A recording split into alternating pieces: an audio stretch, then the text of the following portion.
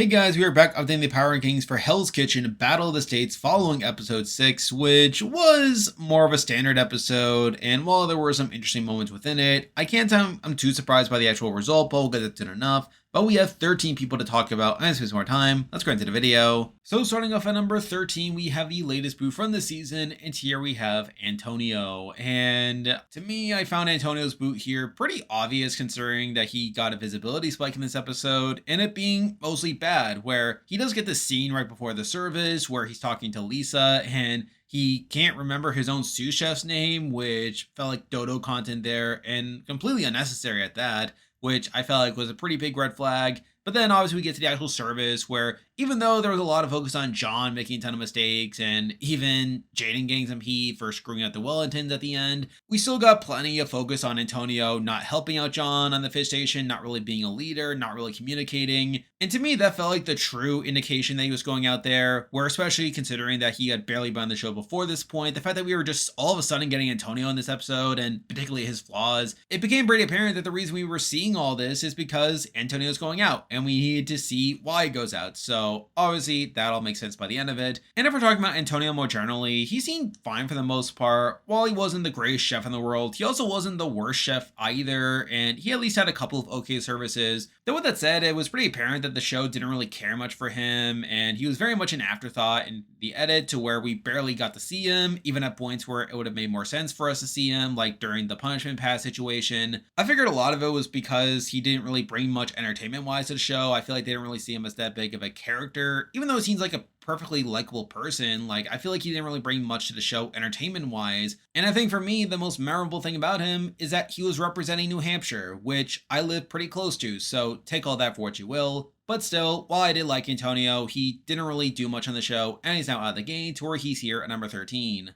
And with that, we had 12 people left in the game to talk about, and as usual, I'll be ranking them based on how likely I think they are to win the game based on their edit and current game position. But at number 12, the person I believe is the least likely to win from this point on is Cara Marie.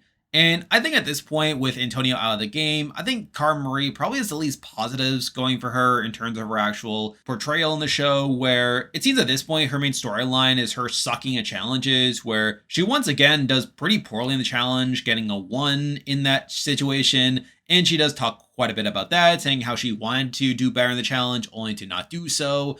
And in general, obviously, that's not a great sign. Now, to her credit, she does follow it up with a decent enough service where she doesn't make many mistakes there, and you do have her team eventually winning the service. So again, that's at least something. Though at the same time, I feel like with her content at this point revolving around her failing so much and not really stepping up, I feel like it's probably not a great look for Cara Marie, and I just don't see her really making Jada Black Jacket phase at this point. And I do feel like she probably has the least positives out of anyone left in the game at this point from an edit standpoint. So it's for that reason that I have her at the bottom here at number 12. Now moving on to number 11, and we have another person who I'm just not feeling that great about this point. By number 11, we do have Alexandra, and I feel like Alexandra is in a similar boat to Cara Marie, where she doesn't really have many positives going for her. And again, she's another person who I'm not expecting to make it to Black Jacket. However, I do think this episode in particular was slightly better for Alexandra than it was for Cara Marie, where, for one, she at least doesn't have the storyline of sucking in challenges, and while she does only get a 2 in the challenge, she at least doesn't get to highlight the fact that she doesn't seem to be doing well. And if anything, I feel like she actually has a couple of positive moments in this episode as well, where she does get this confessional after the challenge, talking about how the red team seems to be getting better attitude-wise, and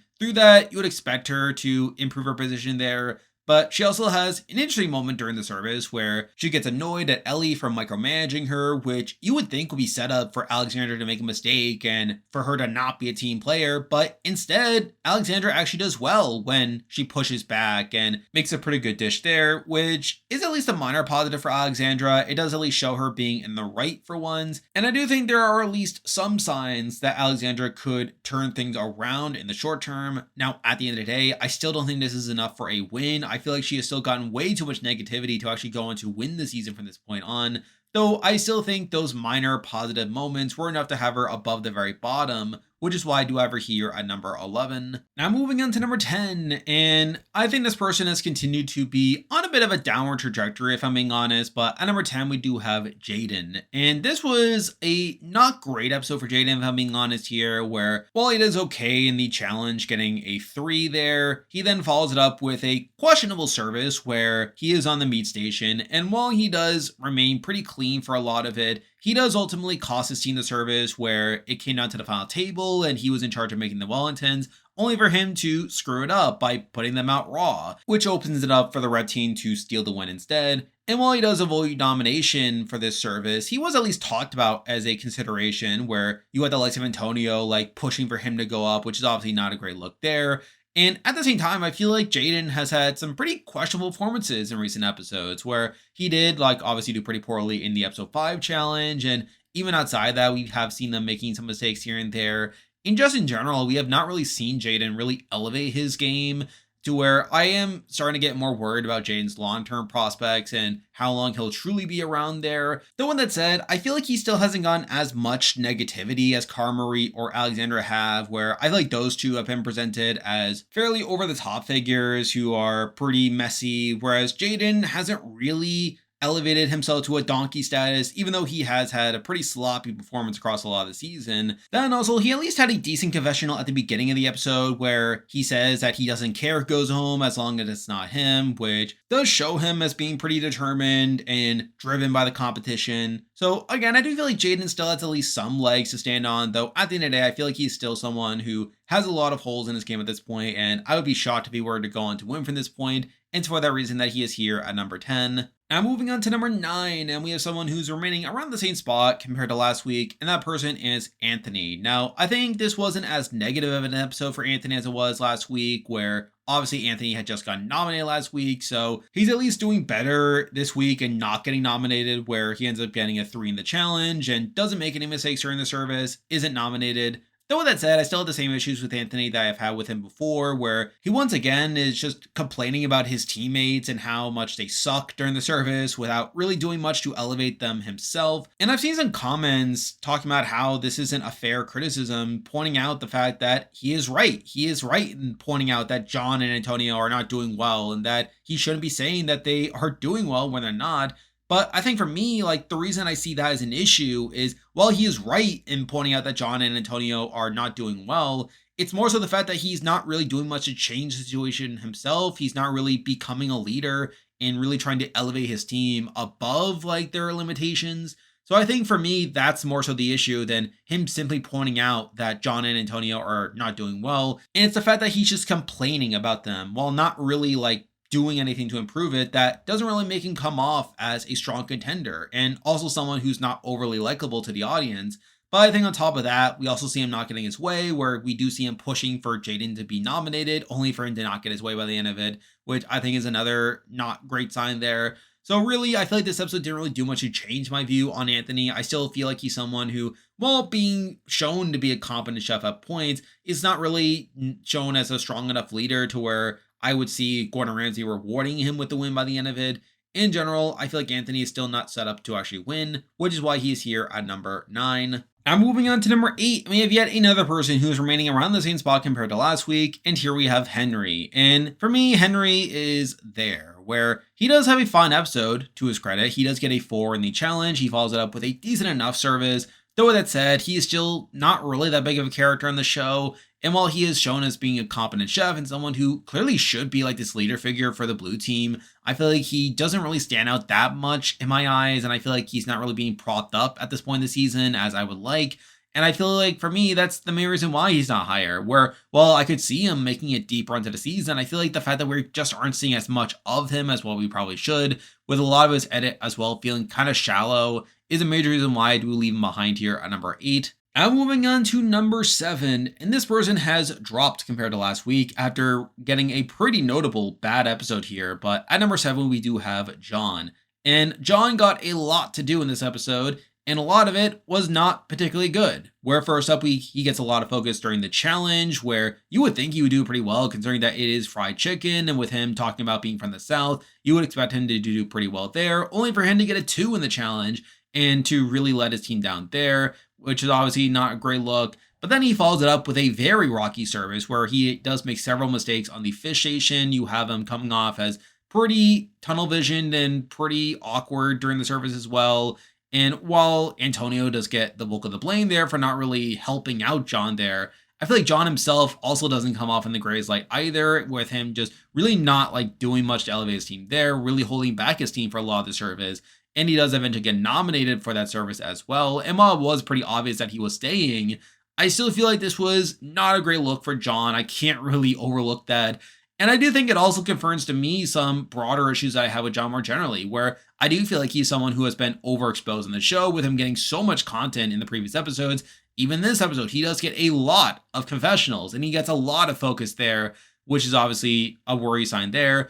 But also the fact that he is someone who comes off as his fan favorite figure, someone who is clearly being elevated as like this fan favorite, someone who is getting a lot of personal content to come off as sympathetic, someone who I think Ramsey would resonate a lot with due to him like being a family man and someone who wants to like be there for his kids.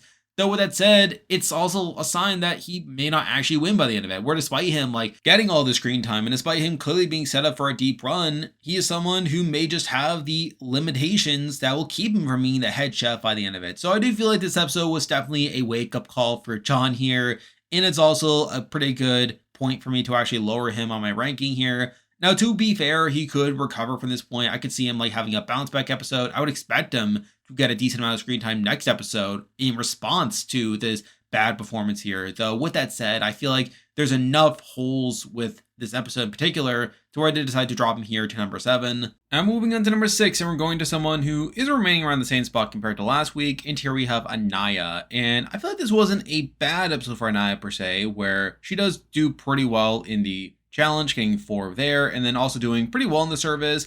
And on top of that, we also have her reinforcing her relationship with Jada, which had been previously set up in the premiere. Though, to be fair, I feel like a lot of that was due to the fact that Jada was about to swap teens. But even so, that's at least a setup relationship. It did get reinforced there. Though with that said, I still have the same general issues with Anaya that I have with her before, where I feel like she has some limitations as a leader. I feel like she has gotten some negativity here and there that I feel like will still probably pop off later on in the season. But I feel like for the time being, this episode didn't really do anything to lower my view of Anaya, and I feel like she did well enough in this actual episode here to where I did decide to have her here at number 6. Now moving on to number 5, and this person has gone up a little bit since last week, though it's more so due to John going down. But at number 5, we do have Sydney. And I feel like Sydney had a fun episode here where she ended up doing pretty well in the actual service, not making any mistakes there, and actually winning the service for her team with her being on meat station and a lot of it coming down to her just waiting for the Wellington to come out of the oven. And then afterwards, she gets pretty sympathetic content where she gets to talk again about her Crohn's disease and how people underestimated her, which I feel like was pretty strong content there.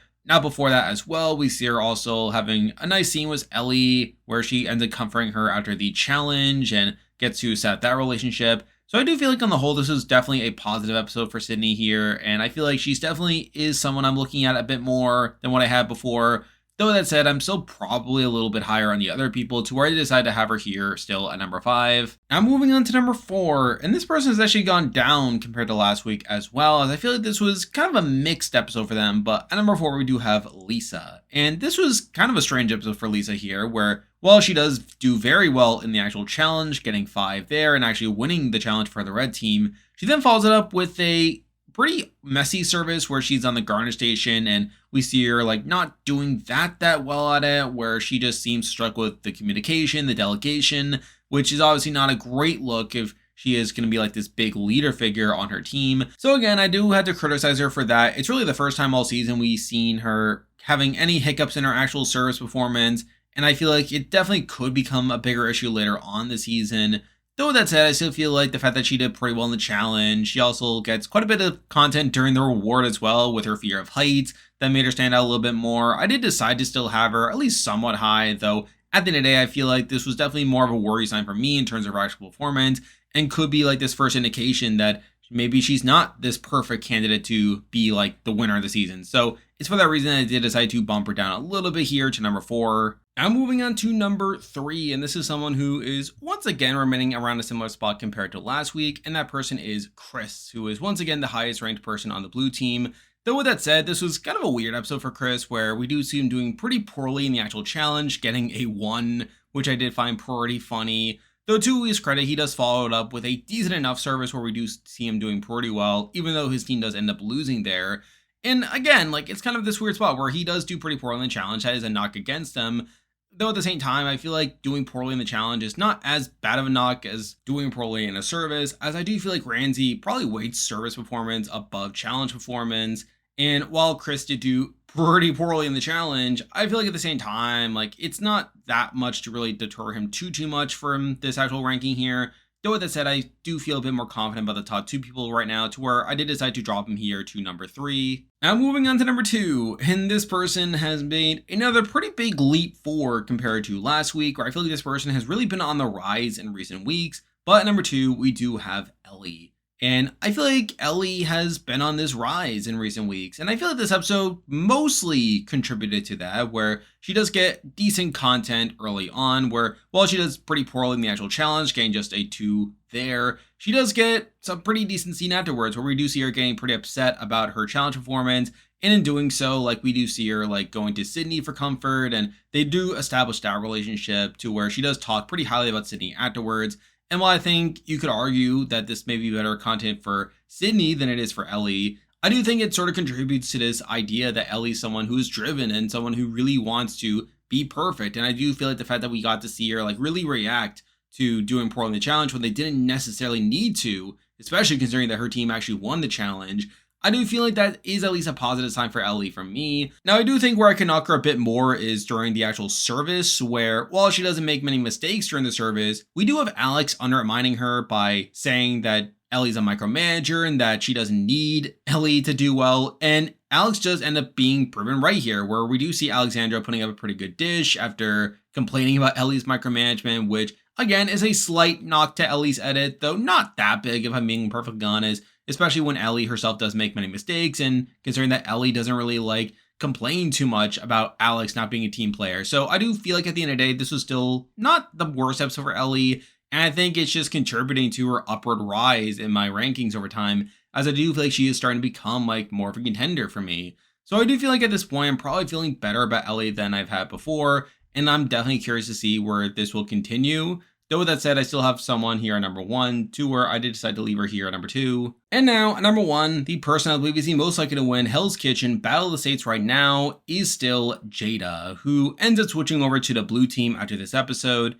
And I do feel like this was a solid episode for Jada here. Now, she does do only alright in the actual challenge, getting 3 there, but then we see her doing pretty well in the actual service, where we get more focus on her relationship with Anaya. Mind you, a lot of that's from Anaya's perspective, but we still see her doing pretty well in the service there. Her team does end up winning the service, and we see Ramsey eventually swapping her to the blue team there, which in itself could be a worry sign, as we literally saw Lulu last season doing pretty well until she got swapped over to the blue team, and from that point on was pretty messy from that point on. And there's definitely that worry that Jada could have a similar trajectory here.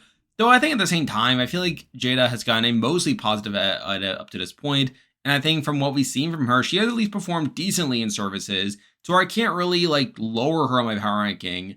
Though with that said, I could definitely see this being like a turning point if her performance really suffers on the blue team once she swaps over there. Though at the same time, she could also get more screen time on the blue team, and I feel like that could also demonstrate her strengths even more. So I do feel like at this point, this is definitely like a bit of a crossroads here in terms of where I see Jada going on the season. But I think considering that this episode didn't really do anything to lower my view of her, I'm still going to have her here on number 1. And there we go. That'll do it for this week's video. If you like this content, be sure to like and subscribe. It helps with the channel. Now I'll be back again next week to update the power rankings again, so be on the lookout for that. And I'm also doing my weekly podcast with Flint Masters, Gem, and Ultra over on Flint Masters channel. So if you want more HK content aside from this, be on the lookout for that. I'm on Patreon and have YouTube membership, so if you want to consider supporting the channel, you can just by clicking the link in the description. And you can also join the Discord server by also clicking the link in the description. There's a lot of stuff coming your way, but for now, that is a video. See ya.